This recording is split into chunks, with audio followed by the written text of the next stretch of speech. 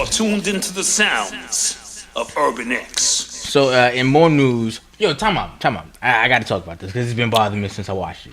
Okay, because somebody sent me a DM of this YouTube video, and the title was like "The Next Crisis," right? Okay, and it was this white guy, and he's talking about how the next big pandemic could be a digital one. Something we literally talked about that last episode, I believe, too, because we said when YouTube shut down, how could that really just affect things? So what about the entire internet, right? Right, absolutely. So that's what this guy was talking about, because he pulled up news clips from The Hill, like publications that I read that are reputable publications, kind of warning of what's coming, or what can come, because COVID weakened us so bad that the next thing could be a digital COVID virus, right? And that's and I think I said that. You did. That was literally the language used in the article.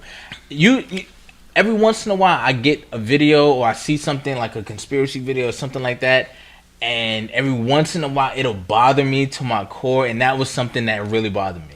Okay, why did it bother you? Because just the thought, like how scary things can be, like no communication, like everything is, people barely have landlines in their home anymore, right?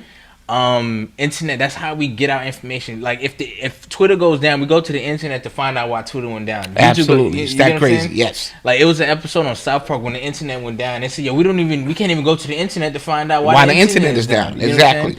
So that would be something crazy. And then they talked about just how like supply chains would crumble. Absolutely. If you go to the supermarket, you try to stock up on food, you wouldn't even be able to buy food because they're connected to the internet. So they can't even charge you, which means that's going to lead to looting, because I'm taking this bread. Exactly, which will lead to just regular unrest, right? So I thought about that, and then you think about like the people that are in charge that can make this happen. It's just like, what's the goal here? You know what I mean? What's the goal? Like, is it no humanity at all? We're dealing with monsters.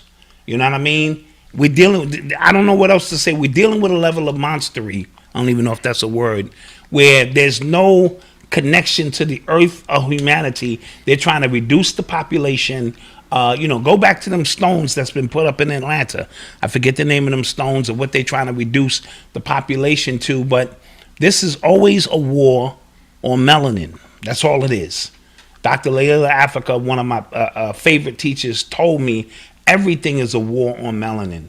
So the water is contaminated because they're trying to slow down the melanin, the communication.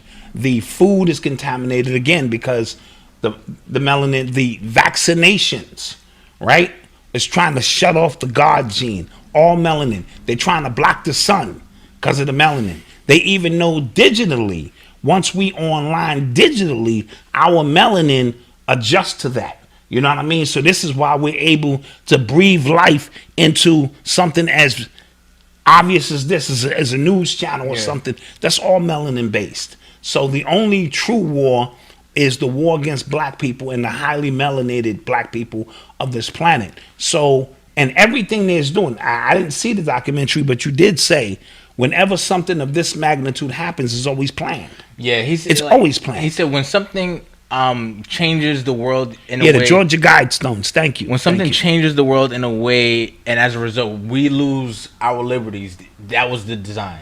Problem, reaction, solution. Yeah. Right? It all boils down to you thinking that these things are happening by accident, or there's a terrorist out there to do this, and it's the people who are sitting at the top always have their unseen hand involved with the outcome because they are concerned about the outcome. We are the only ones living life day to day. Yeah. Like, I wonder what's going to happen tomorrow. They don't live like that. They 10, 15, 20 years in advance. That's why when you see those first few white people come into your neighborhood, they're there for a reason.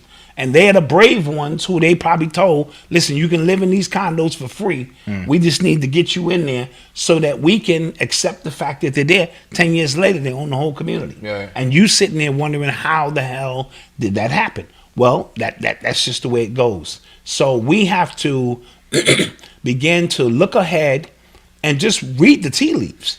Just watch the trends on how this stuff goes down, because once the internet goes down, yeah, like I I can see myself being that dad, like just training, like yo, if this happens, like really training him Absolutely. for catastrophe, and like I didn't think that'd be the case. I don't know why. Just well, me being naive, but don't be naive. Yeah. We're sitting here for a reason, so that we always can be somewhat aware of what's going on. Yeah. And we have to prepare. Now, I grew up in an era with none of that anyway. Right. So we're kind of the old school people are used to that. It's you new generation who are going to have a serious I don't problem. agree with that. Okay. Because now your entire life is based on the internet. It's connected to the internet.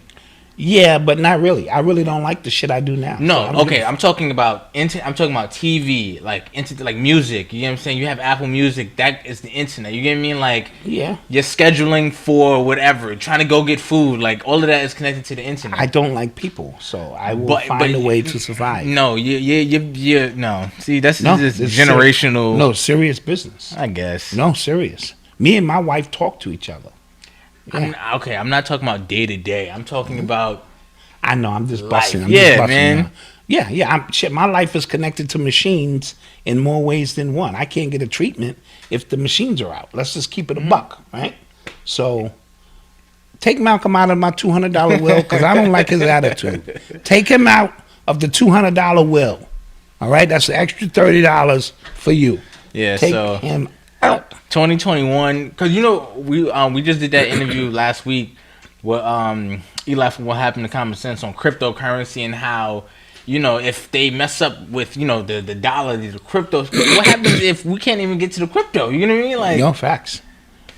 scary times. And you know, we moved away from brick and mortar into click and order, and in doing so, yeah, we have subjected ourselves to the consequences that come with that. Right. You know what I'm saying? So as above, so below, as within, so without. We are facing coronavirus. Somebody put up a good meme that said, coronavirus is real, the pandemic is fake. And I thought it was telling.